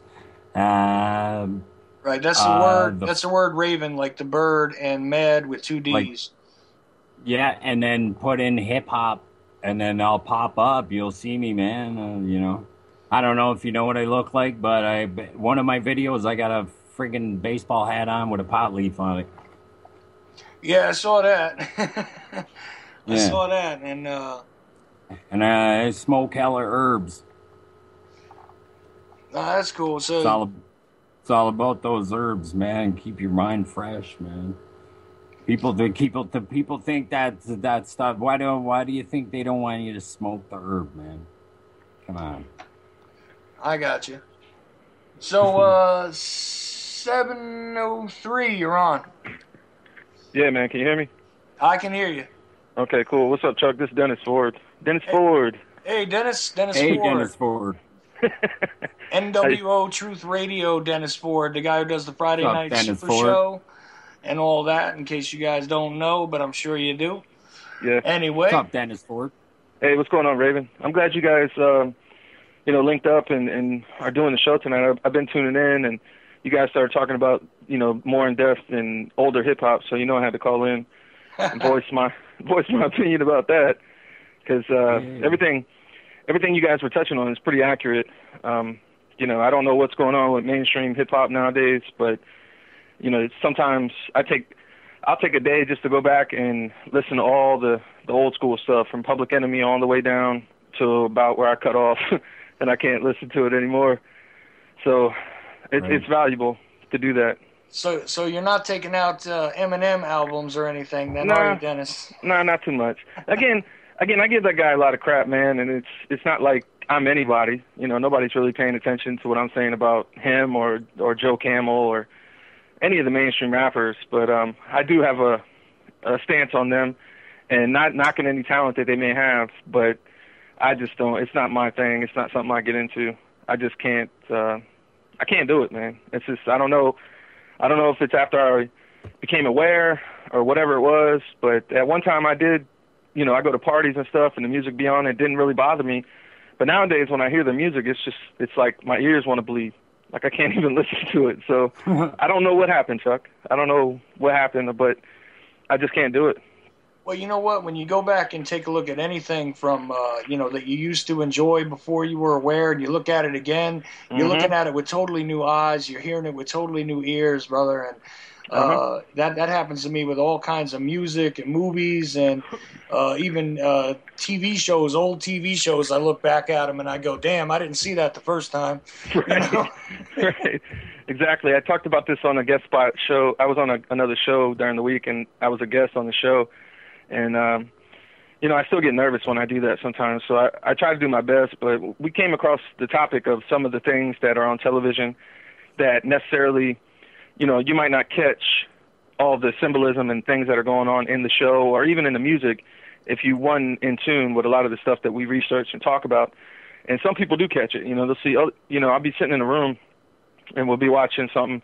Again, I don't watch a lot of television or movies, but when I do and I'm hanging out with people, they'll see something and they'll be like, oh, that's Illuminati stuff. And they'll look at me like I'm supposed to describe it and break it down for them and everything. And I'm like, yeah, but it's deeper than that, and I already know it's in there. So that's why I don't really contribute to a lot of the mainstream stuff anymore.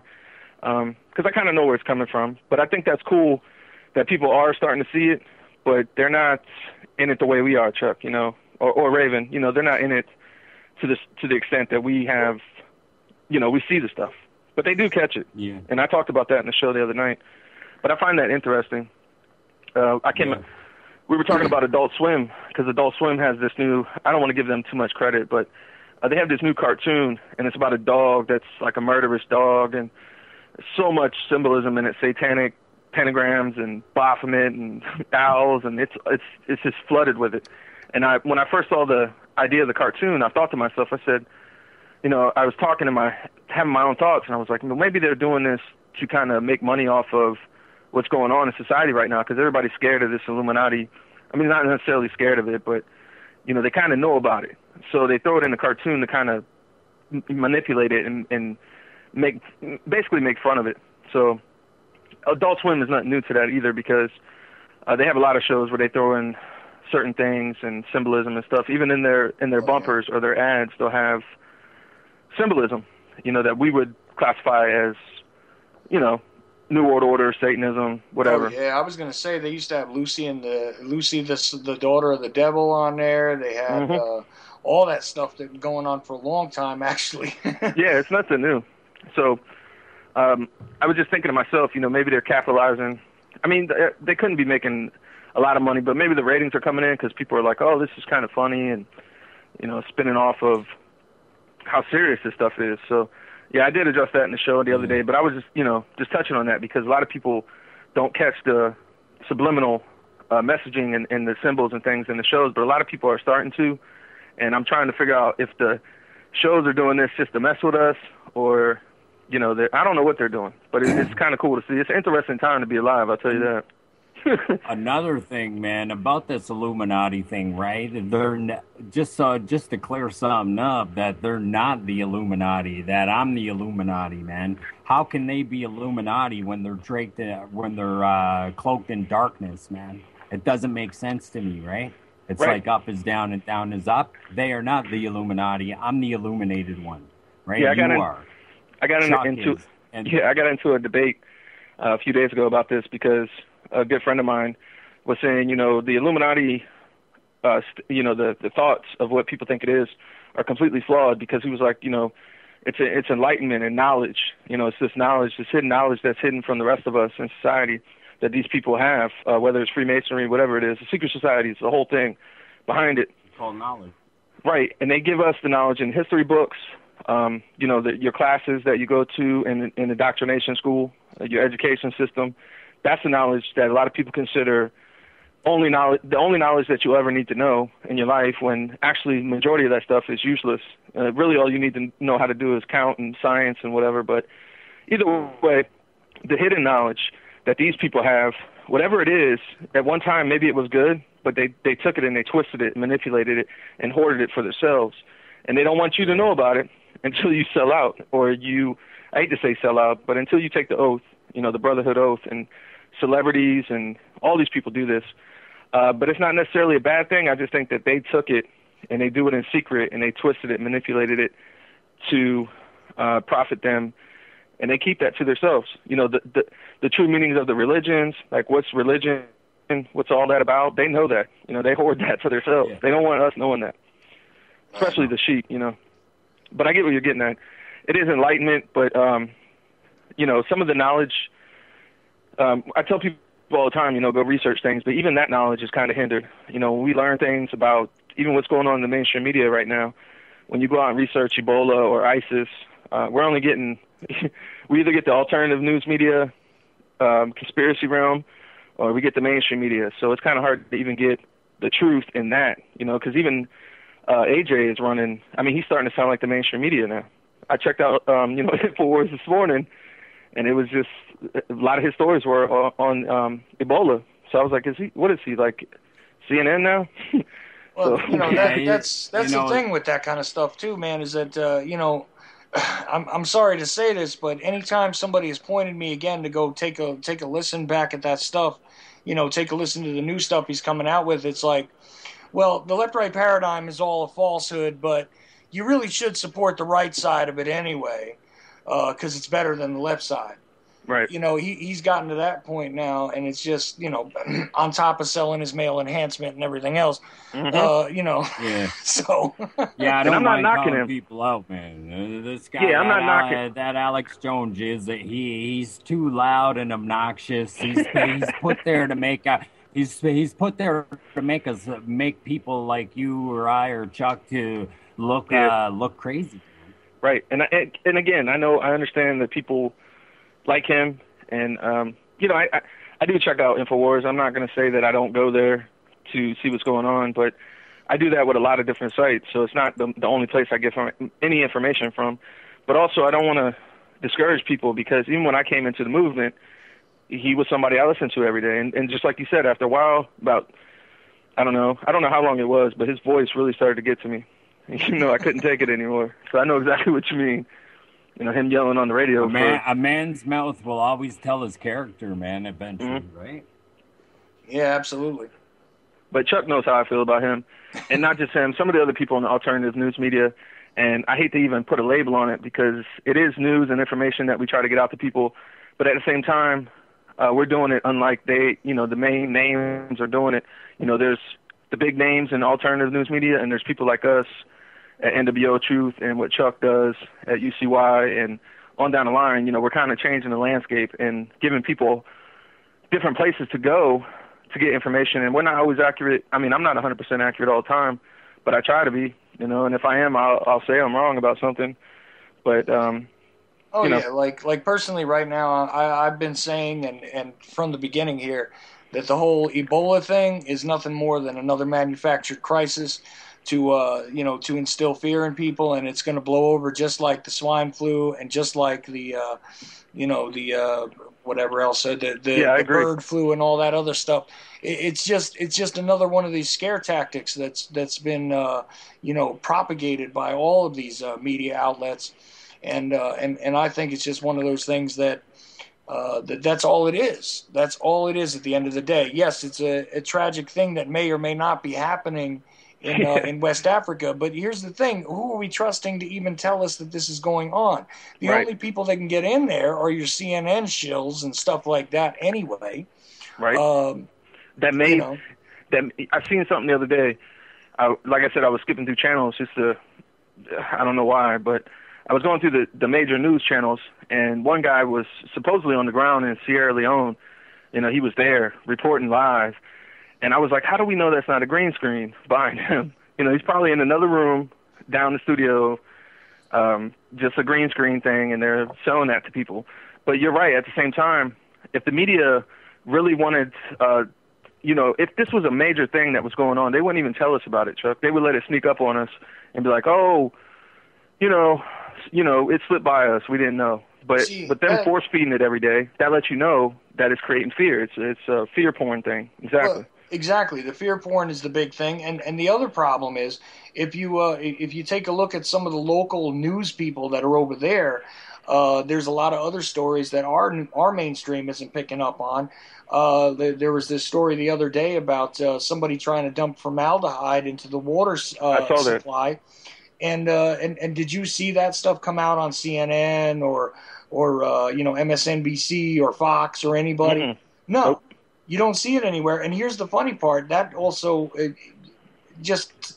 logically speaking, really quickly here, the thing is that when you look at formaldehyde going into the water supply, right, it creates Ebola-like symptoms.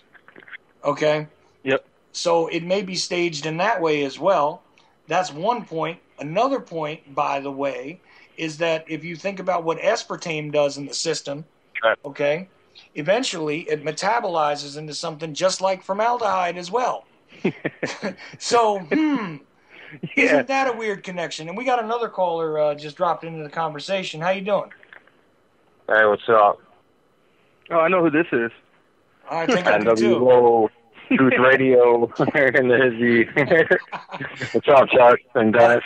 Not much. What's up, man? Brandon Council, everybody. Yeah.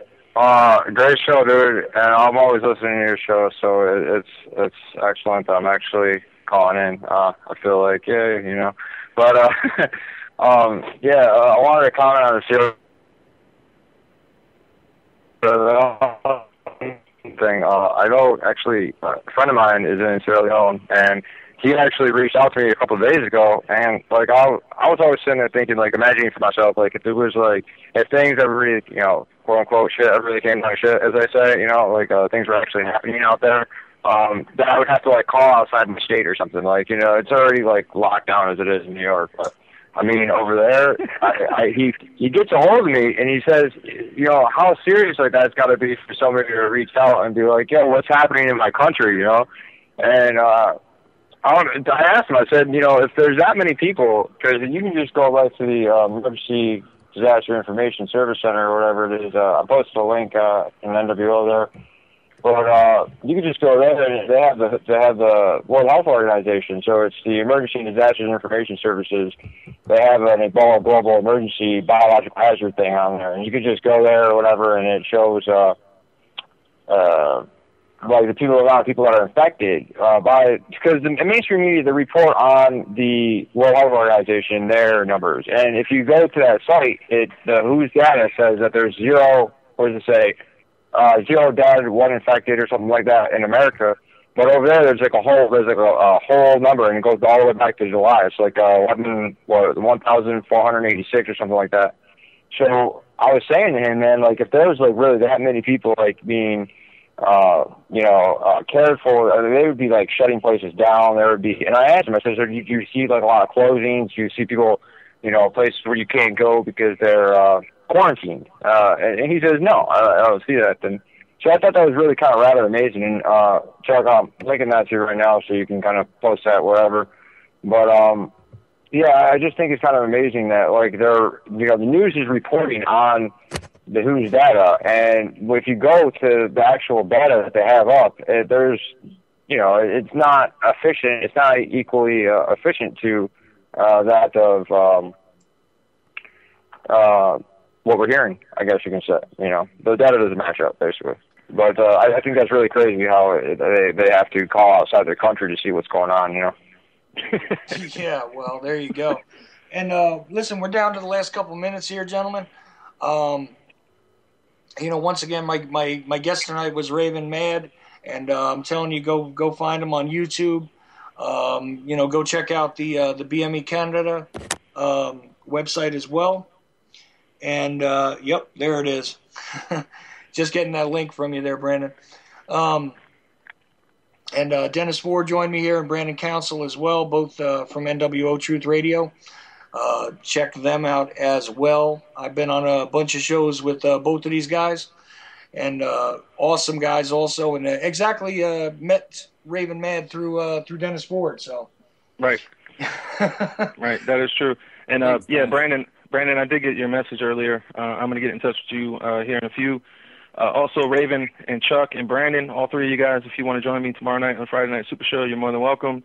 And Sunday night, Chuck, if you can, and Raven and Brandon, if you guys want, I'll be doing the Arsenal Sound, debuting some music. I got some new stuff.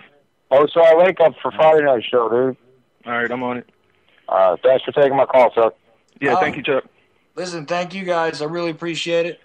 And I'm just about done here.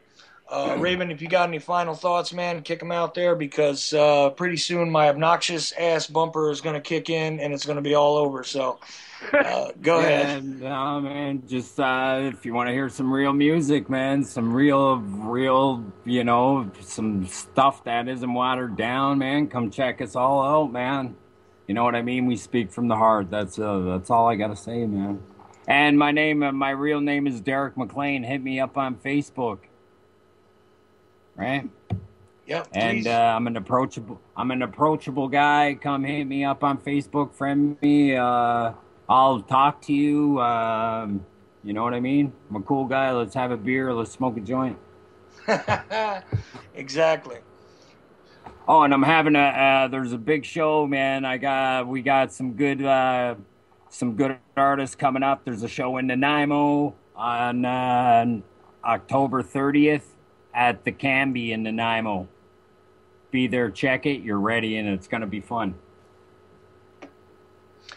All All right, and like I said before, yeah, if you can't remember the link and everything, you can go to my Facebook page and just pick it up. I put it on the Ochelli Effect and my regular page for the BME Canada thing. Get that mixtape. Thanks, guys. Thanks everybody for listening. Have a good night.